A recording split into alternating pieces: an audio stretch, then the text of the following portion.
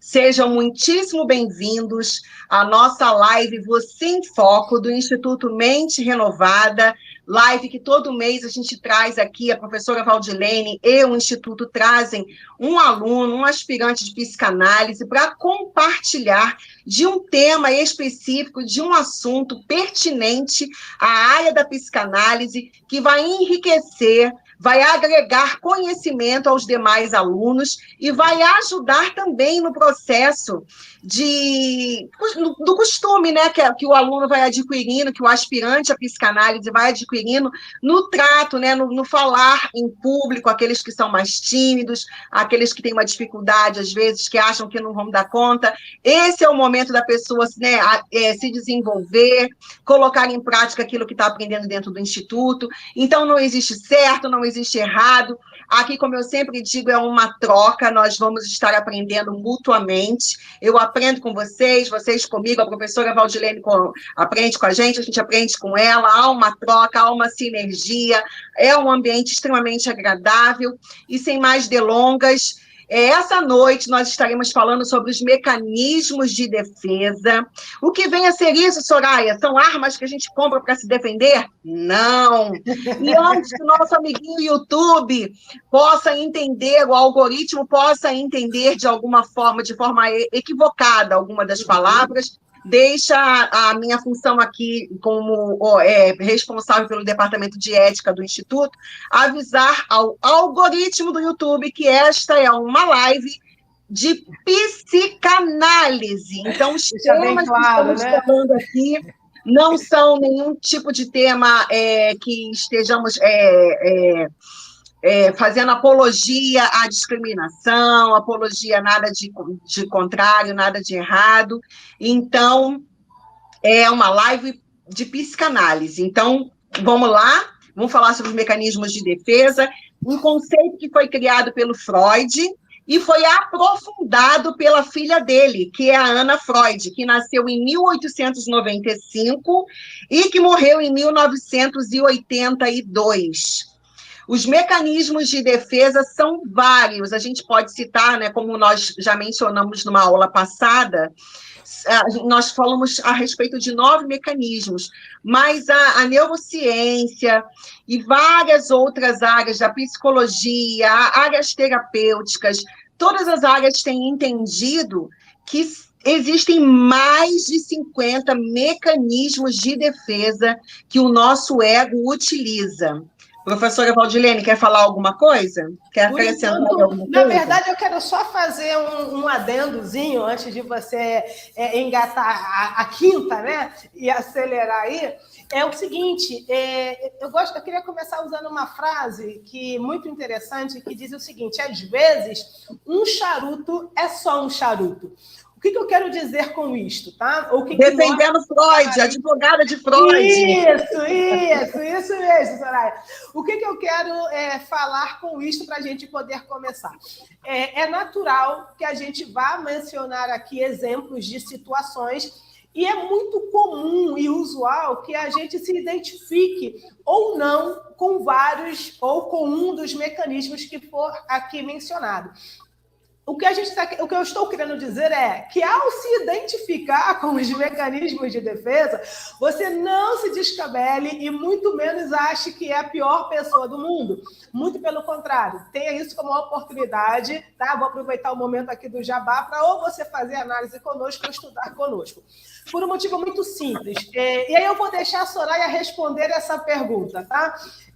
Soraya, diz para mim, apesar da resposta óbvia, mas não tentando ser tão óbvia assim, por que existem por que o nosso eu, né? Porque nossa essência, por que ela se utiliza dos mecanismos de defesa? Ou seja, por que é tão importante ter os mecanismos de defesa e, ao mesmo tempo, por que será que nós utilizamos deles 24 horas ou 25 horas por dia? Diz para mim. É verdade. É uma coisa que a gente precisa entender. Todos nós, seres humanos, utilizamos os mecanismos de defesa. Ah, não, Soraya, eu não utilizo. Então, você é tudo menos humano, porque todos os seres humanos utilizam sim, tá? Quem não utiliza é a banana, o abacate, as frutas, a banana, mas nós, seres humanos, utilizamos sim. E deixa eu explicar de forma bem clara por quê. Dentro da teoria do aparelho psíquico, que é aquilo que, falando de forma simples para as pessoas que vão assistir essa live posteriormente aqui no canal de YouTube e que ainda não tiveram um encontro mais sólido com a psicanálise, eu vou explicar na forma do popular, tá? Do popular. Todo mundo tem uma personalidade, então que você vai entender por personalidade. E dentro do aparelho psíquico, na segunda teoria que o Freud ele desenvolveu, ele fala sobre o id, o ego e o superego. Para nós ilustrarmos um pouquinho, todo mundo já teve a oportunidade de ver em algum momento da vida essas figuras aqui, ó, a figura do id, que o pessoal fala assim, é o diabinho. O ego, que é essa outra figurinha aqui, olha, mais centrada, pensativa. E o superego, que é essa outra figurinha aqui, meio anjinho. Então, todo mundo já teve a oportunidade de, em algum momento da vida, visualizar uma dessas figuras, né? Quando vai pesquisar alguma coisa a respeito de psicanálise, ver um anjinho do lado, um diabinho do outro, e no meio está ali você. Então, está o id, está o superego, e no meio está o teu ego. E aí, fazendo aquela briga interna ali. Então, o id está dizendo assim, olha, eu fiz aqui uma coisa para ilustrar. Ele viu essa mocinha aqui, ó, que eu não conheço, não sei quem é, viu esse monte de bolsa de grife aqui, caríssimas essas bolsas. Aí o id dela foi lá e falou assim, eu quero essas bolsas, eu quero todas, eu quero agora. Porque o id quer satisfazer as vontades agora, no momento, no ato. Aí o ego foi lá e pensou assim, eu preciso fazer um planejamento para comprar essas bolsas, eu não vou comprar no impulso. Aí o superego foi lá e falou assim, você não precisa dessas bolsas, não. Não faça dívidas desnecessárias. Eu espero que vocês estejam podendo visualizar. Tá sim, Soraya, tá então, ótimo. Então, aqui está uma briga entre o id, o ego e o superego. E o ego está ali, olha. Não, deixa eu pensar o que eu posso fazer. E o superego está ali. Não compra, você não precisa. Então, por que existem os mecanismos de defesa? De quem que são esses mecanismos? Do ego. Porque de um lado está teu id falando, vai lá, pega, compra, é contigo mesmo, vai lá. E do outro lado está o superego, não compra não, tu vai fazer dívida, tu tá louca, não faz isso não. O ego fica ali no meio assim, e agora, o que eu faço? Eu preciso me defender disso. Então, os mecanismos de defesa, de uma forma bem simples, são estratégias que o nosso ego, de forma consciente, utiliza para proteger a nossa personalidade contra o que ela julga ser uma ameaça. Ficou bem claro? Está tendo ali uma guerra entre o id e o superego. O ego está ali confuso. E o que ele vai... Não, eu preciso me defender, eu preciso de um escudo. Então, a finalidade dos mecanismos de defesa é justamente isso, é criar uma redoma de proteção em torno do ego, com a finalidade de afastar o evento que está gerando sofrimento para ele ali naquele momento. Então, é uma proteção realmente, serve para poder proteger. Porque os mecanismos de defesa, eles ajudam cada ser humano na face da Terra a reduzir as tensões internas da mente, as tensões externas, o que está acontecendo ali do lado de fora que você não está dando conta. Então, é para isso que existem os mecanismos de defesa. E todos nós, seres humanos, utilizamos dele. Quer ver um exemplo bem simples? Você já parou para pensar na dor que é para um pai ou para uma mãe perder um filho? É uma dor imensurável.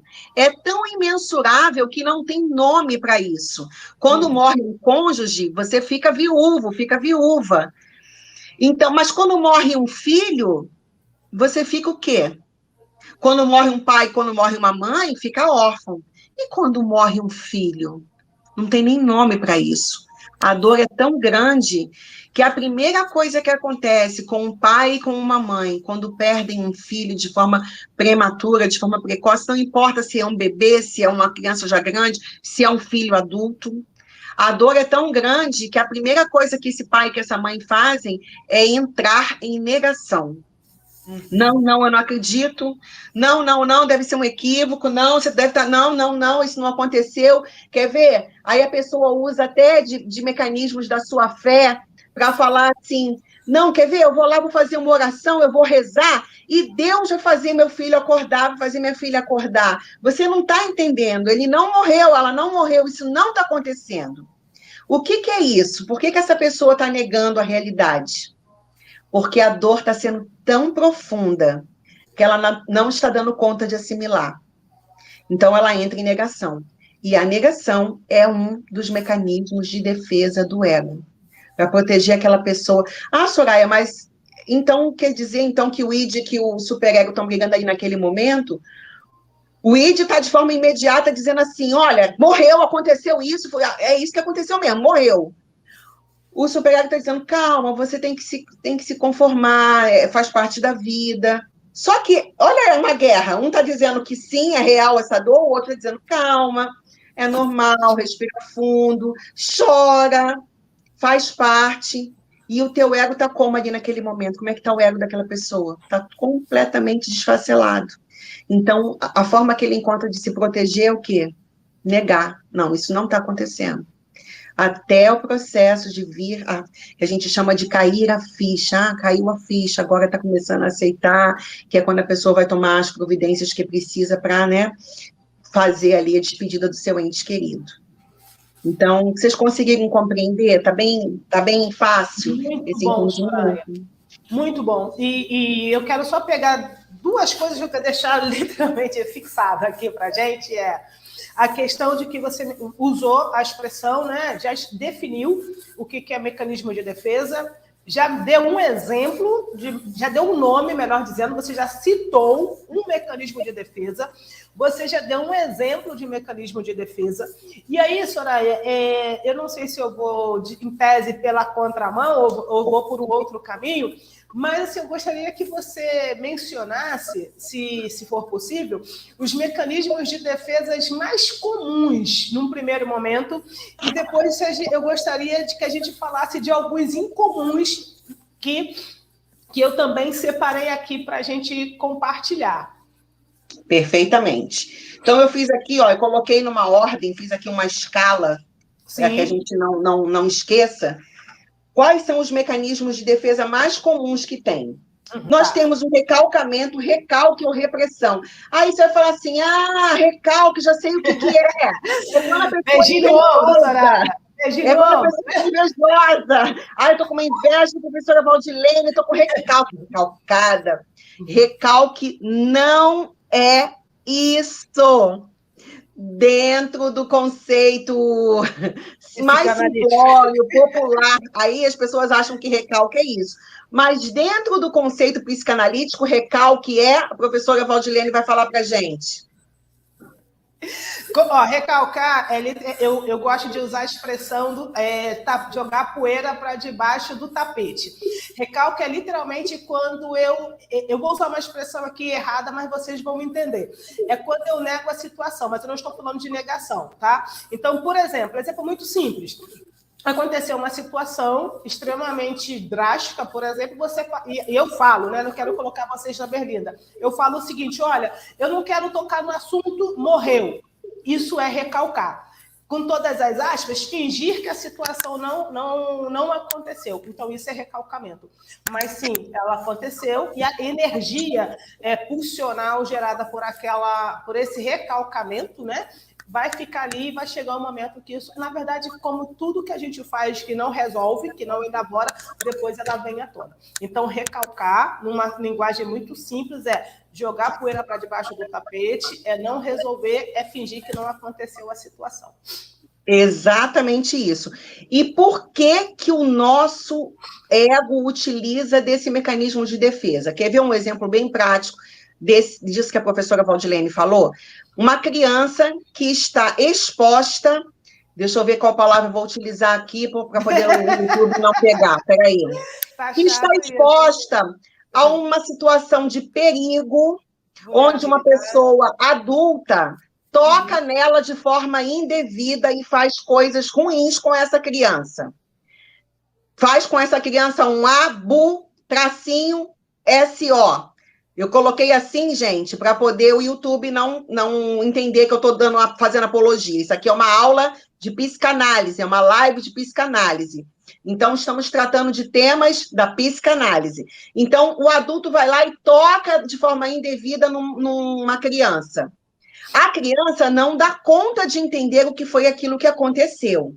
Vai gerar nela medo, vergonha, vai gerar naquela criança um trauma.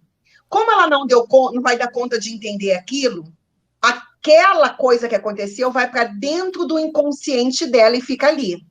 E aí ela finge que não aconteceu. Ela não fala com ninguém por medo, por vergonha, finge que não aconteceu. E aí ela vai seguindo a vida e tal, passa pela adolescência, pela mocidade, ela cresce, vira um adulto, e depois ela começa a desenvolver a sua vida sentimental, começa a namorar, vai noivar, vai casar. E aí depois, dentro do casamento, aquele adulto, aquela pessoa adulta, seja homem ou mulher, porque esse tipo de coisa, infelizmente, acontece com homens e mulheres, não está livre por conta de gênero, acontece com pessoas, com crianças de ambos os sexos.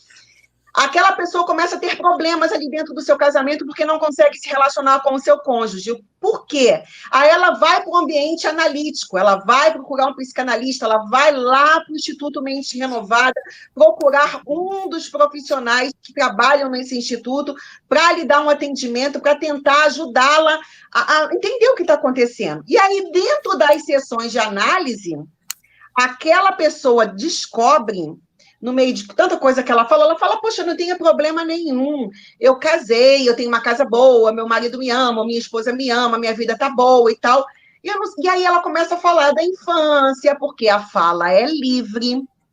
E aí o analista vai ouvindo, daqui a pouco ele vai pontuando, vai fazendo algumas perguntas, e daqui a pouco aquela situação que estava recalcada, escondida, lá no inconsciente daquela pessoa vem à tona.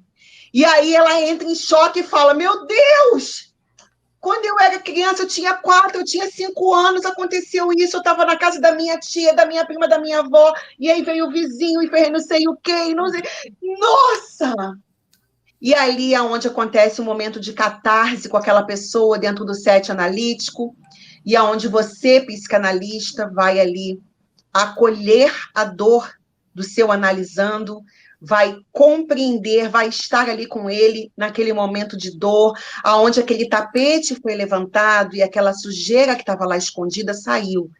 Esse é um exemplo muito clássico e, infelizmente, doloroso de uma das formas de recalque, de uma das formas da repressão, de uma das formas do ego se proteger. Então, Freud, ele começa a teoria dos mecanismos de defesa em cima dessas 3 vertentes, recalcamento, que é o recalque ou a repressão. E aí você consegue entender agora por que é importante você conhecer os mecanismos de defesa? Vamos falar, a gente já falou do recalcamento, né? A professora Valdilene falou, eu dei o exemplo. Pode falar, professora. Deixa eu responder aqui uma pergunta do Juliano, porque ele fez uma pergunta muito boa, nossa, muito boa mesmo, e ele já vai me dar a oportunidade de falar de 2 mecanismos de defesa que não são tão comuns ou usuais. A pergunta do Juliano é a seguinte, Soraya. Uma pessoa em uma situação de estresse ou de forte emoção ficar em posição fetal seria uma regressão e é um mecanismo de defesa? Então, assim, a regressão é um mecanismo de defesa, tá, Juliana? Mas o que acontece? A regressão não está relacionada a essa situação específica, mas eu vou dizer qual é o mecanismo de defesa que eu penso, tá, que está ligado a essa situação específica. Deixa eu dizer o que é a regressão. A regressão é quando acontece algo. Vamos lá. O mecanismo de defesa ele tem como função, no mínimo, mitigar o sofrimento e as dores no nossa psique, tá? É no mínimo isso. Então, o que acontece? A regressão, ela faz com que a gente volte a um estágio anterior que a gente tinha o prazer ou o gozo, como a gente fala na psicanálise. Eu gosto sempre de dar o mesmo exemplo, porque ele é muito comum, em tese, a todos nós. Um exemplo muito simples. De repente, na novela, tá? Na novela tem uma pessoa, independe do sexo, tá? Mas vamos pensar numa mulher, por exemplo. Vou dar os dois exemplos para não pegar mal. Aí você vê na novela uma mulher bem carola, bem religiosa e tudo mais. E aí ela é casada. Quando o marido dela morre, aí você vai perceber que essa mulher, de repente, começou a ir para lugares não tão propícios assim, de acordo com o que ela professava quando o marido estava vivo. Então, ou seja, por que ela tem essa regressão, né? Ela reduz a esse estágio? Porque possivelmente aquele era o estágio aonde ela conseguia ter prazer. Ou ela não é prazer no sentido sexual da coisa, tá? O prazer na psicanálise é literalmente um estado, vamos dizer assim, de contentamento. Eu vou dar um exemplo que eu já presenciei num livro, tá? Num livro. Uma pessoa foi casada há muito tempo, né? Uns 100 anos de casamento, o esposo faleceu, e ela já lá, com seus 150 anos de idade, começou a namorar pessoas extremamente mais novas do que ela. E aí, o que foi, vou colocar assim, no livro, né? O que foi abordado no livro foi exatamente o período que essa pessoa ela conheceu o esposo. Ou seja, ela voltou ao estágio que é da vida dela antes de conhecer o esposo.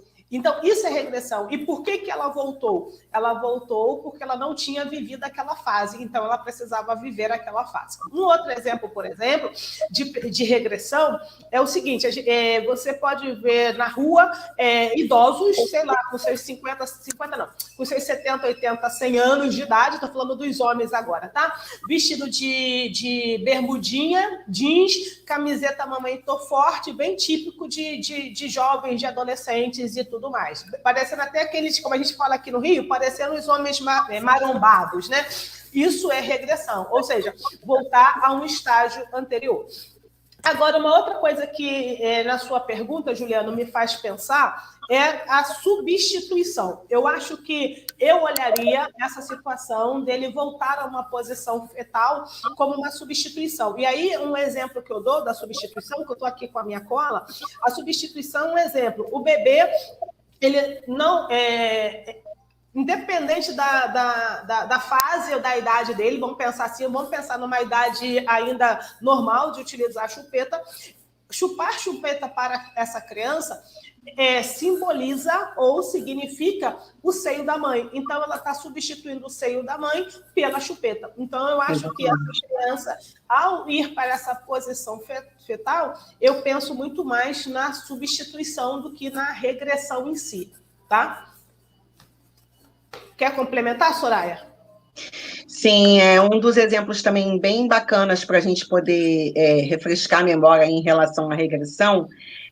Todo mundo já observou isso de alguma forma dentro das suas famílias ou observando um vizinho ou um amigo. Tem quando você tem um filho, a pessoa tem um filho E aí aquela criança já está grandinha, aquela criança já não faz mais as suas necessidades fisiológicas na fralda, ela já usa o banheiro, ela já não usa mais a chupeta, ela já se alimenta comendo com garfo, faca, comendo normalmente. E aí a mãe engravida e chega um bebê, chega uma criança pequena em casa. E aí aquela criança que estava fazendo super independente, estava fazendo tudo bonitinho, perfeito, vai lá e começa a querer usar chupeta, começa a urinar novamente na fralda, a defecar na fralda, começa a falar usando linguagem tati-bitati, linguagem de bebê, mamãe, eu quero, e tal. E aí você fala, o que está acontecendo? Aquela criança, o ego dela não está dando conta, porque para ela não entende, ela está passando por um sofrimento psíquico. Eu era o centro das atenções da minha casa, eu era o centro das atenções da minha família, tudo era para mim. Agora chegou esse ser pequititinho aí, e tá todo mundo em volta dele, e ninguém tá mais falando comigo. O que é? Por quê? Já sei, é porque ele é pequenininho. A criança inconsciente está pensando, ele é pequenininho, está tendo atenção de todo mundo. Então eu vou agir que nem ele, que aí eles vão começar a me dar atenção também. Então aí aquela criança regride. E aí a gente encontra, infelizmente, muitos adultos que às vezes a gente vê tendo comportamentos assim bem infantis, e aí você observa que o que aquele adulto está querendo é ser paparicado, é ter aquela atenção que ele teve em algum momento, né? Como a professora Valdilene bem explicou, é um recuo do ego a uma situação anterior no qual ele se sentia confortável, tinha prazer, tinha aquele gozo de estar ali naquela situação. Então, a regressão, basicamente, é isso. Agora, essa posição fetal, ela é uma posição onde aquela pessoa deve estar se sentindo ali acolhida, é a vontade que a pessoa tem, recalcada, inconsciente, de voltar ao útero materno, de estar de novo protegido de todas as situações conflitantes, angustiantes e estressantes do dia a dia. Como o Juliano bem perguntou, uma situação de estresse agudo, né? Aquele adulto não está dando conta. O que ele faz? Ele deita na posição fetal, que é como se ele estivesse interiormente dizendo, ai, que vontade de voltar para o útero da mamãe. Ai, que vontade de sumir dessa loucura toda que está acontecendo aqui no meu exterior. Então, é uma forma, né, que a pessoa encontra de falar sem usar palavras. Mais alguém perguntou alguma coisa, professora? Não. Gente, vocês fiquem à vontade de perguntar, tá? Perguntar, comentar, o espaço aqui é nosso, tá? Mas pode continuar, Soraya. Por enquanto, ainda não. Tá. Então, nós falamos sobre o recalque, que sempre o recalque, na maioria das vezes, o recalque vai estar presente, viu? Porque você vai para o set analítico porque tem algo recalcado que você não... eu tô ótima, não tem problema nenhum, não preciso fazer análise. Então tá, então vamos bater um papo aqui. E aí a pessoa, na fala livre, descobre que tem algum conteúdo ali que está recalcado e ela nem se deu conta disso. Para isso que a gente estuda, para a gente poder ajudar essa pessoa. Como eu bem disse na aula passada, você, psicanalista, você serve de espelho para que essa pessoa possa se enxergar de forma clara, né, de forma precisa, para enfrentar as suas dores, porque a psicanálise, ela é a cura através do amor. A psicanálise, ela cura porque não no sentido de cura que nós conhecemos usualmente aí no dia a dia, mas ela cura porque ela te ajuda a viver e a conviver com fatos que aconteceram na sua vida, de forma que eles não dominam mais você, mas você passa a ter controle sobre aquilo que te aconteceu. Então, nós temos ali a negação, a regressão, o deslocamento. Falamos algo a respeito de deslocamento já? Ainda não. Então, vamos falar sobre o deslocamento. Vamos falar sobre o deslocamento. Alguém aí Eu gosto do deslocamento. Você gosta? Olha aqui, eu vou trazer uma figura e vou contar uma história para vocês que vai ilustrar bem o que vem a ser o deslocamento. Olha aqui, ó. Olha essa imagem. Um menino pequeno gritando com a menininha que aqui na foto, né, a sua irmã. João, que é pequeno, que é pequeno para a idade dele, ele é ridicularizado na escola pelos meninos maiores. Quando ele chega em casa, ele grita com a irmã menor e bate nela. O que o nosso amiguinho aqui, o que o João está fazendo? O mecanismo de defesa que o ego do João está utilizando para defendê-lo é o deslocamento, que é quando acontece os sentimentos e emoções, geralmente a emoção da raiva, e ela é projetada para longe daquela pessoa que está causando. Ela é projetada para um outro alvo, que pode ser um objeto ou uma outra pessoa, uma vítima mais inofensiva. É o que nós mencionamos na aula passada. A criança está dentro de um ambiente, de um lar disfuncional, onde o pai grita o tempo todo com ele, a mãe grita o tempo todo com ele. Ele não dá conta, ele não pode responder, porque ali estão as figuras de autoridade sobre a vida dele. Quando ele chega no colégio, ele vai lá e bate no amiguinho. O amiguinho nem fez nada. Por que aquela criança está tão agressiva? Por que é tão importante para os educadores, para os professores, para pessoas que lidam com crianças, adolescentes, com jovens, terem um pouco de conhecimento da psicanálise, conhecerem um pouco dos mecanismos de defesa, para que ela não saia julgando de forma imediata e para que ela possa trazer para conversar os pais, para entender como está a dinâmica familiar daquela criança, o que está acontecendo dentro daquele lar, o que está fazendo aquela criança despejar a sua raiva nos amigos ou nos objetos dentro da escola. Um outro exemplo também é o adulto que está no ambiente de trabalho e ali está sofrendo um assédio moral por parte do seu chefe, por parte do diretor, do supervisor, de alguém que está ali como figura hierárquica maior do que ele. Começa a brigar com ele não responde, porque ele tem boletos para pagar, ele não quer perder o emprego. Quando ele chega em casa, ele despeja em cima da mulher. A mulher não entende nada. Aí ela vai e despeja em cima do filho. O filho não entende nada, vai lá e despeja em cima do cachorro. O cachorro vai lá, não entende porque aquela família está tão estressada, pega o bonequinho dele, o brinquedinho dele, estraçalha o bonequinho. Então, você vê que é um círculo vicioso que, se você não parar para fazer análise, para perceber por que você está tendo tantos rompantes, de onde está vindo aquela raiva e por que você está jogando no outro, por que você está usando esse mecanismo de defesa que é o deslocamento. Se você não parar para fazer análise, você não vai entender, você vai só repetir. Foi claro, professora? Foi muito claro. E, assim, eu acho que o deslocamento, você está falando, eu estou aqui viajando, Soraya, é bem achismo, tá? É bem achismo mesmo, e fica aqui aberto o debate para, quem sabe, um dia, até mesmo em aula, a gente discutir sobre isso. Eu acho que se tem uma coisa que a gente poderia chamar de quase que um sinônimo ou de uma outra consequência, não estou conseguindo achar a palavra certa, para o deslocamento, é o ato falho. Então, por exemplo, e aí é claro que um mecanismo de defesa vai acionando o outro, porque, por exemplo, quando você mencionou a questão os exemplos que você deu, eu fiquei pensando também que muito em voga, né, é falar da inteligência emocional. Então, assim, ter controle emocional. Mas como adquirir esse controle emocional? Porque uma hora vai vazar, entende? Quer dizer, a Ellen, eu vou fazer um gancho com o que a Ellen perguntou, e se você quiser comentar também, você pode comentar. Aí ela fala o seguinte, olha, por que acontece em muitas situações uma pessoa ativar vários gatilhos em uma pessoa que faz mal? E como faz para blindar as emoções, para esses gatilhos ruins não serem acionados? Ellen, eu acho, né? Eu não sou a dona da verdade. Que a forma mais simples disso acontecer é literalmente através da análise, porque assim, eu não sei quais são os gatilhos que eu aciono na Soraya, eu não faço ideia dos gatilhos que eu aciono nela.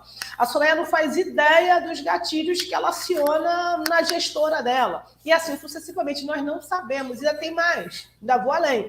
Nem eu mesmo sei quais são esses gatilhos que são acionados em mim. Consegue entender? Só através da análise, e aí a gente não tem como não puxar brasa para a nossa sardinha nesse sentido. Quando eu digo nossa de psicanalistas, é porque nós conseguimos, com todas as aspas, nós conseguimos acessar o inconsciente do nosso cliente, porque isso está guardado lá.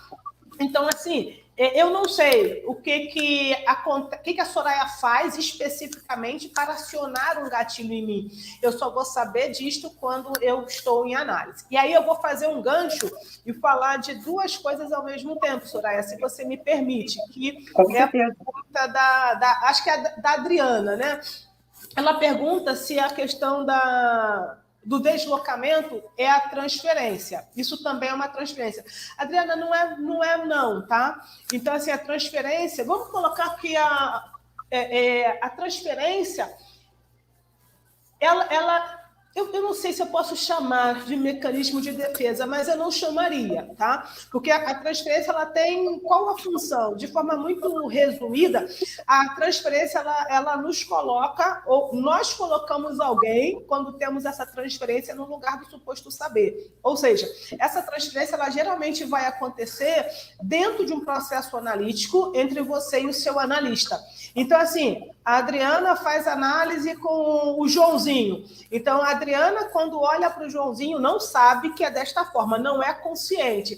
Tem realmente uma grande afinidade, né? Aí eu vou usar um nome aqui, o mecanismo de defesa. Tem aqui uma introjeção, né? Tem uma identificação. A Adriana, de alguma forma, se identifica com o Joãozinho, que é o analista, ou acha que o Joãozinho é semelhante a alguém, que às vezes você nem sabe quem é. Então, isso é um processo de transferência. E aí, como eu brinco para os meus clientes que não são, né, da psicanálise, eu falo que é quando rola uma química. Então, assim, quando um processo analítico ele funciona perfeitamente bem, quando rola essa química do analisando com o analista. Aí eu vou pegar um gancho e falar da contratransferência, tá? O que é a contratransferência? A transferência é a seguinte, é quando a Adriana olha para o Joãozinho, que é o analista dela, e tem, no mínimo, vamos colocar assim, numa linguagem popular, tem empatia e gosta dele. A contratransferência é quando o Joãozinho, ao ver a Adriana, ele não sabe por quê, mas a Adriana acionou algum gatilho nele e ele não consegue ter uma boa sessão, ter uma boa, porque tem a boa e a má contra-transferência, tá? Ter uma boa contra-transferência em relação à Adriana. E aí é quando, por exemplo, tirando questões éticas, o analista não consegue atender uma determinada pessoa, porque alguma questão não resolvida nele, o analisando acaba sendo um espelho ou um mecanismo de defesa projetando aquilo para ele. Falei muito, Soraya? Não, é isso mesmo, perfeito. Excelente colocação. Você vê que dentro do deslocamento, geralmente, a pessoa está pegando algo ruim, como eu mencionei, geralmente um sentimento de raiva. Uhum. E aí ela desloca de quem causou. Vamos dar uma exposição aqui, tá? Com a permissão da professora Valdilene.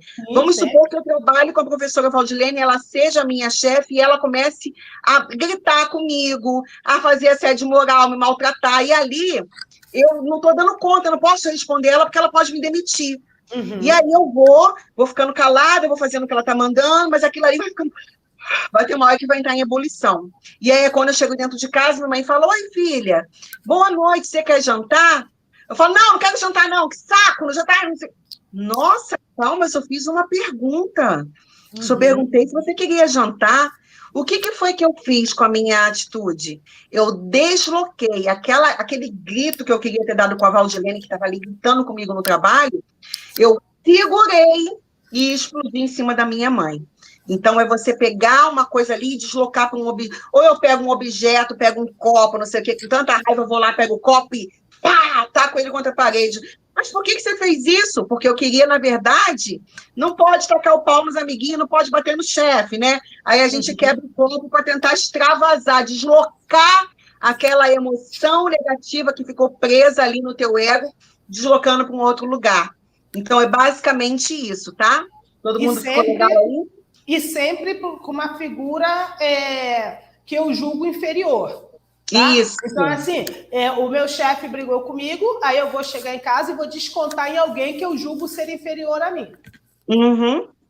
Alguém que E que eu não vou, exato, e que eu não vou sofrer as sanções como eu sofreria com o meu chefe. Isso aí.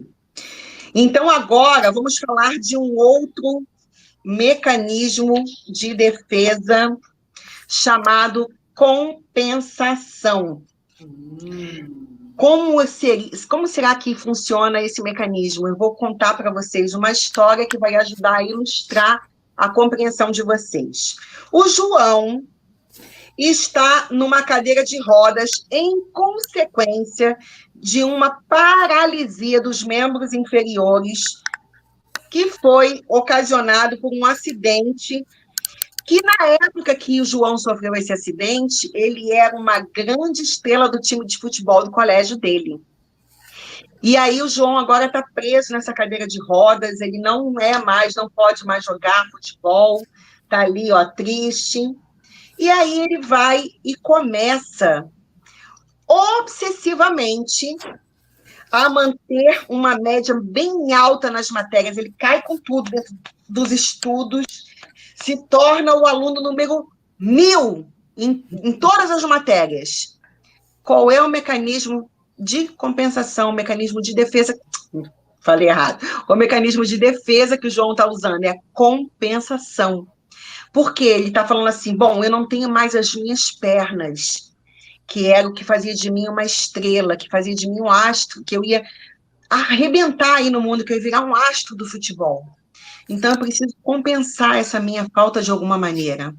Então, eu vou estudar muito e vou ser muito bom em todas as matérias. Então, ele fica obcecado por aquilo ali e compensa uma falta, uma perda que ele teve fazendo uma outra coisa boa, para que as pessoas não olhem para ele e não falem assim, coitado do João, né? Agora ele está na cadeira de rodas, não tem mais perspectiva de vida, a vida para ele acabou, ai, que lamentável. As pessoas não vão ter tempo de pensar nisso, porque vão falar, nossa, o João ia ser jogador, vocês viram? Ele só tira 10 em todas as matérias, ele é um gênio. E talvez antes de acontecer isso, ele nem fosse tão dedicado assim àquilo, por quê? Porque ele estava ali envolvido com aquilo que dava prazer a ele, com o jogo, com o futebol, com aquilo que fazia ele brilhar. E aí ele compensa agora, colocando toda a sua energia psíquica nos estudos. Professora Valdilene, quer citar um outro exemplo? Nenhum, perfeito. E assim, não quero dar nenhum outro exemplo, mas eu quero fazer... Porque você está falando, eu estou pensando que, assim, não pensando no mecanismo de defesa, generalizando, a gente faz isso o tempo todo na vida. Como? Exatamente. Sei lá... Perdeu 1 milhão na Mega Sena, mas achou a balinha cor-de-rosa. Nossa, mas foi tão bom ter perdido 1 milhão, porque, afinal de contas, agora você tem a balinha cor-de-rosa. Isso é um mecanismo de defesa que a gente também utiliza no dia a dia, essa compensação. Ou eu chamaria, né, de tapar o sol com a peneira. Isso mas aí. Para quê? E eu usaria até uma outra expressão aqui, Soraya, que eu estou inventando agora. É como se, nessa história que você contou, dele se tornar o aluno nota 1000, é como se as notas dele, né, todos os troféus que ele ganhou, servisse como um lençol, tá? Não sei se vocês vão conseguir entender essa minha metáfora. Elas passam a servir como um lençol para cobrir a perna dele. Então, as pessoas não vão nem saber se ele está ou não, se ele tem ou não tem perna, se ele está ou não está paraplégico. O que elas vão olhar mesmo é só os troféus que estão por cima da perna dele. Não sei se eu fui, como diria uma pessoa que eu sigo, não sei se eu brisei demais, né? Mas é isso mesmo. É interessante que eu citei esse exemplo e, recentemente, uma experiência que eu tive minha pessoal, eu peguei um carro por aplicativo e a motorista era mulher e eu fui sentada na frente, me senti à vontade por ser mulher, eu fui na frente conversando com ela e ali a gente conversando sobre trabalho, estudos, e ela falou, não, porque eu trabalho no Detran, trabalho na coisa da lei seca, trabalho não sei o que, ela foi falando sobre os trabalhos dela. Aí ela trabalha na lei seca, na parte de conscientização dos motoristas e não sei o quê, para evitar acidentes no trânsito. Aí eu falei, poxa, que bacana, bacana. Ela foi falando várias coisas, altamente inteligente. E aí ela falou assim, desde que aconteceu o acidente comigo e que eu fiquei deficiente, aí eu falei, que acidente? Aí quando ela levantou, ela estava com uma saia longa, ela levantou assim a saia, e ali eu vi que ela era cadeirante. Eu não tinha reparado em nenhum momento que ela era cadeirante. Aí ela falou, eu falei, nossa, ela não, aqui o adesivo. Aí é que eu fui olhar que tinha um adesivo no carro, e era até um bonitinho que o adesivo, assim, interessante, que eu nunca tinha visto, era uma bonequinha, era um adesivo de uma bonequinha sentada na cadeirinha. Eu falei, nossa. Aí ela falou assim, eu agora tento compensar isso, porque na época foi um motorista embriagado que atingiu o carro que eu estava dirigindo, eu estava sem o cinto de segurança, e por conta disso eu fui lançada para fora do veículo e bateu a minha coluna e eu fiquei paraplégica. Então, assim, e ela estava ali dirigindo muitíssimo bem.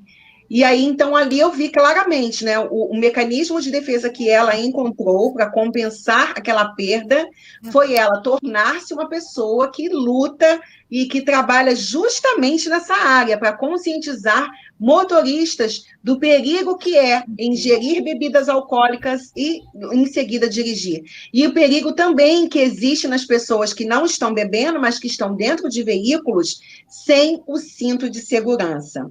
Então, esse aqui, gente, é o Instituto Mente Renovada, onde você aprende, onde existe essa troca maravilhosa. Se eu fosse você que está aí assistindo essa live, eu não perdia tempo. Eu entrava no Instagram do Instituto, eu entrava na página do Instituto e dava uma olhada lá para ver quais são os cursos que a gente tem. Eu se inscrevia para poder aprender um pouco mais, porque a psicanálise não é só para quem quer atender, não é só para quem quer ser psicanalista, não é só para quem quer ter ali um consultório, mas a psicanálise é algo que traz conhecimento prático para a tua vida.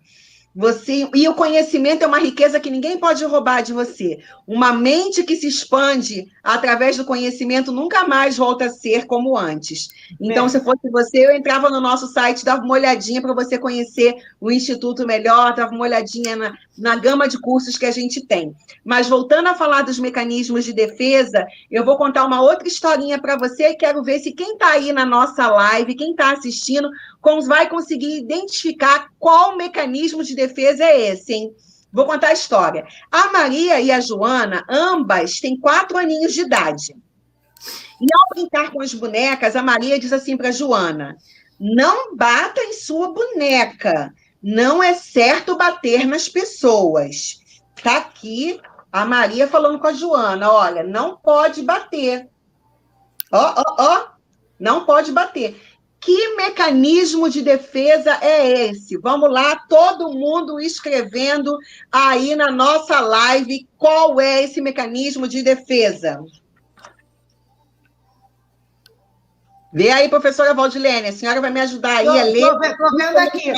Ó, enquanto eles vão escrevendo aqui por causa do delay, Soraya, infelizmente a gente só tem 3 minutos, porque já vai dar 10 horas.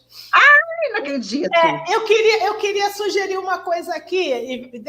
Vocês podem responder amanhã para Natália, se for o caso. O que eu fiquei pensando, Soraya? A gente podia pegar e fazer amanhã, finalizar amanhã em aula, os demais mecanismos de defesa, e na próxima quarta-feira na live a gente faria a análise do filme Ilha do Medo. Se vocês concordarem, tá? A gente pode fazer isso. Estou aqui para servir vocês, tá? Então, se a Soraya concordar e puder, a gente finaliza amanhã mecanismo de defesa em aula, e na quarta-feira a gente faz a live falando da série Ilha do Medo.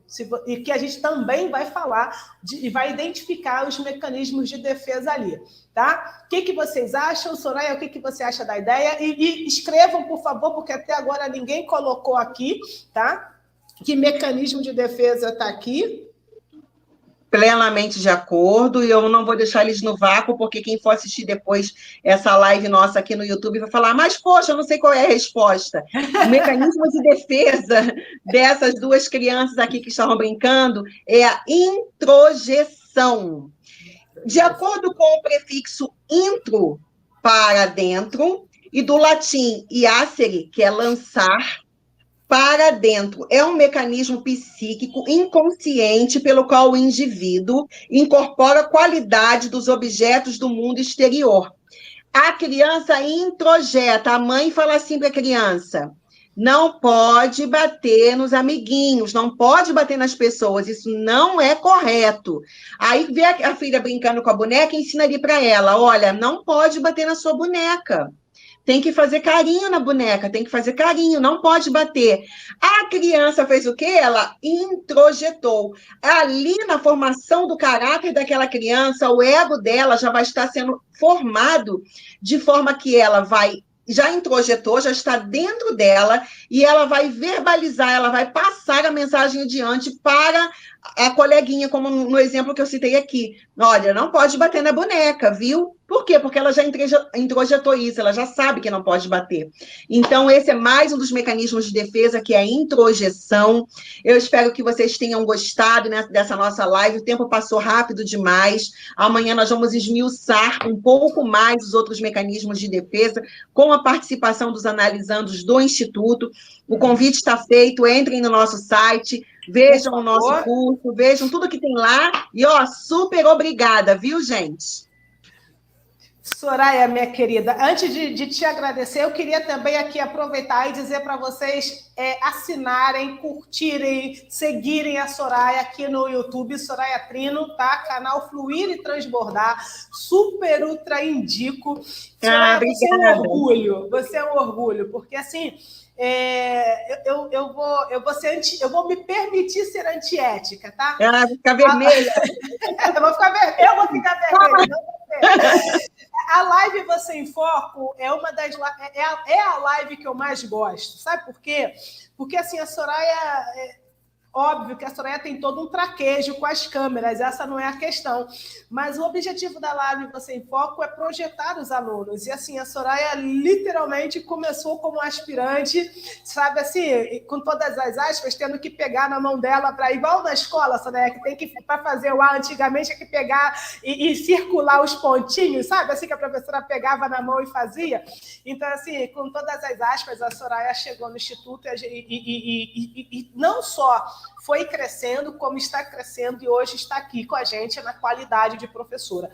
Isso é um orgulho, assim, nossa, me enche de orgulho. Eu fico vermelha só em elogiar, se é que você me entende. Então, assim, Soraya, muito obrigada, e assim, o céu é o limite para você, tá bom? Gente, olha, muito obrigada a todos vocês, muito obrigada mesmo. Então, nos vemos amanhã dentro do nosso ambiente de crescimento. Para quem vai assistir posteriormente, acesse institutomenterenovada.com.br. Você pode nos chamar no WhatsApp, DDD 21 98610 3233. A gente vai deixar depois aqui nos comentários, na descrição, né? Vamos deixar os nossos canais de atendimento.